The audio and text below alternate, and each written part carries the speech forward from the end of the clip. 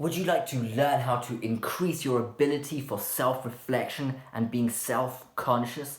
Then listen to this entire video where I explain the benefits and especially how you can practically implement sort of a habit to become more self-reflective. Now today I've activated my third eye connection, self-reflection, self-consciousness mode with my antenna on my head, so I hope you don't mind that. Now, before we start this video, please give it a thumbs up and subscribe to my channel if you'd like to learn more about self-development, dating, and how to reduce suffering in life. Okay, now first I'm going to try and convince you as to why you should become more self-reflective and self-conscious. So it's a very, very useful skill. It allows you to observe your own thoughts and your behavior, and it also, more importantly, lets you figure out or sort of understand why you think certain thoughts and why you behave certain ways. It essentially transfers the power your instincts have over your behavior and thoughts to your conscious mind. So then your conscious mind can control what to think and how to behave instead of it being your sort of primal, basic animal instincts. And this allows you to behave and think more rationally and calculated. And it can also be sort of practically be very useful in business deals, negotiation, and also dating because, for example, you won't be getting upset if somebody rejects you, for example, because you can take control over your sad thoughts or disappointed thoughts and say, hold on, this is not rational. Why am I thinking this? I'm just thinking it because one girl rejected me, but hold on, there are so many other girls. Doesn't mean that all girls don't like me. And just because one girl rejects me, I mean, there are a lot of other fish out in the sea. Like, it's a common saying, but it's very true.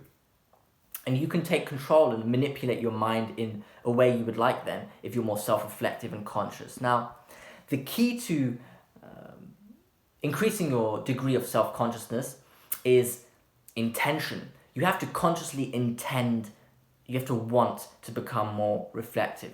But so the topic of self-reflection, it should occupy your mind, so you get reminded to observe your own thoughts and question your own behavior. It should be present in your thoughts, and this can be achieved through various sort of techniques like affirmations or implementing habits, and also what I like to do is writing notes on your wall so you see them. So affirmations are sort of statements you can tell yourself that have sort of psychologically and scientifically proven to be able to manipulate your identity of yourself. If you keep saying, I'm a good boyfriend, I'm a good girlfriend, you will start to believe that. Or if you say, I'm a good student, you will start to believe it. Or I get good grades, you'll start to get better grades, for example. Now, if you tell yourself, I'm conscious, I'm reflective, it's very important to, as an affirmation, it's important to, whilst you're saying it, to really believe it and think about it. You can't just say it, you have to think it.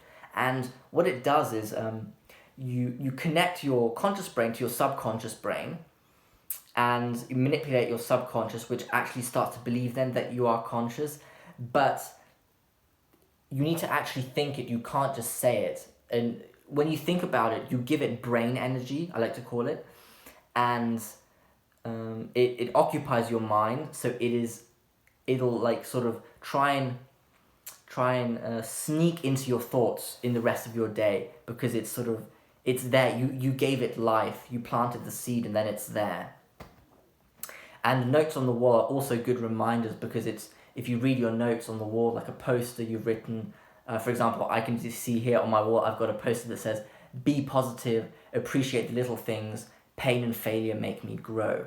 If I see that, it reminds me of it, and it gives me brain energy. The thought occupies my brain energy and gets brain time in the narrative of my life. So it's there. So it's always very important to be conscious of it. And if you're not thinking the affirmation whilst you say it, the statement simply sinks into a habit, a pure habit, with no intention anymore, and that's not good. This is super key. So you need to build an internal habit that triggers self-reflection. For example, when a negative thought pops up a good one pops up. So when you say your affirmations, you should try to mentally connect them to say okay, I am in control of my thoughts. My reaction lies in my hands. So then when a thought pops up, a negative or a good one, in the rest of your day, your mind will think like, hold on, why am I thinking this? You'll reflect on it, and then you will take control of it and think a different or a better thought. In the beginning, it will be difficult as time, it'll be difficult because it'll be hard to remember to reflect on your thoughts and then change them if you don't like them. But as you build this habit, it'll become easier for you, and you sort of build this mental muscle memory, I like to call it, that automatically triggers self-reflection as soon as a good or bad thought pops up.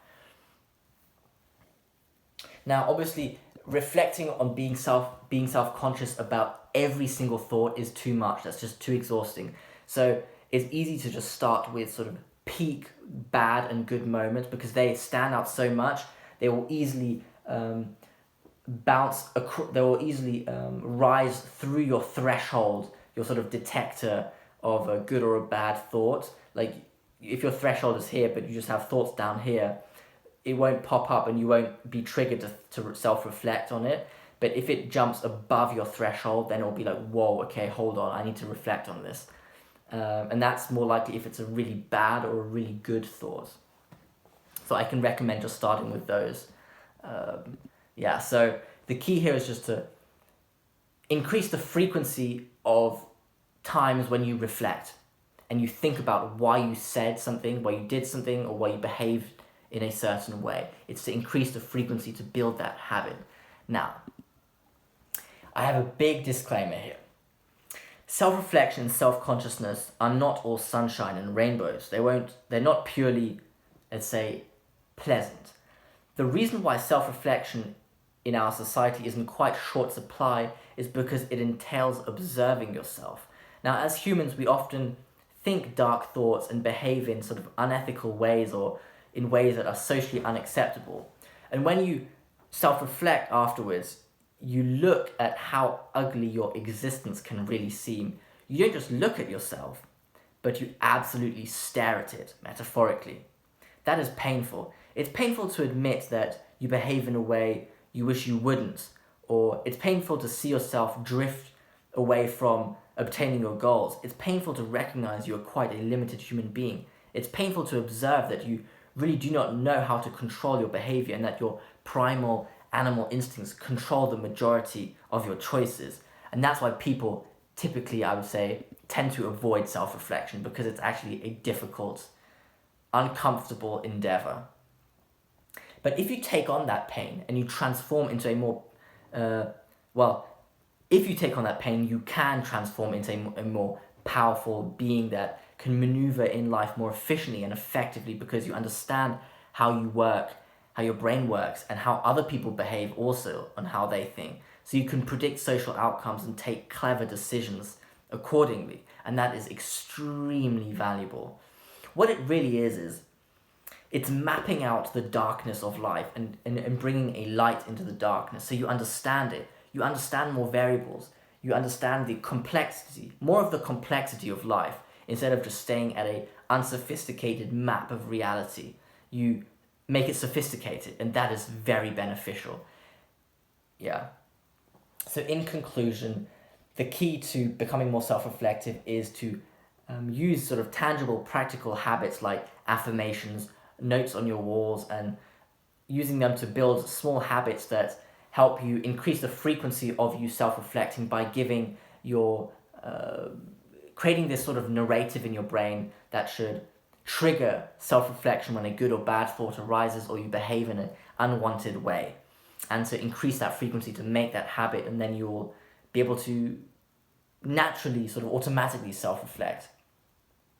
But disclaimer, self-reflection is actually quite a difficult, painful endeavor because it entails looking at yourself and your shortcomings, and that's not very comfortable, let's say.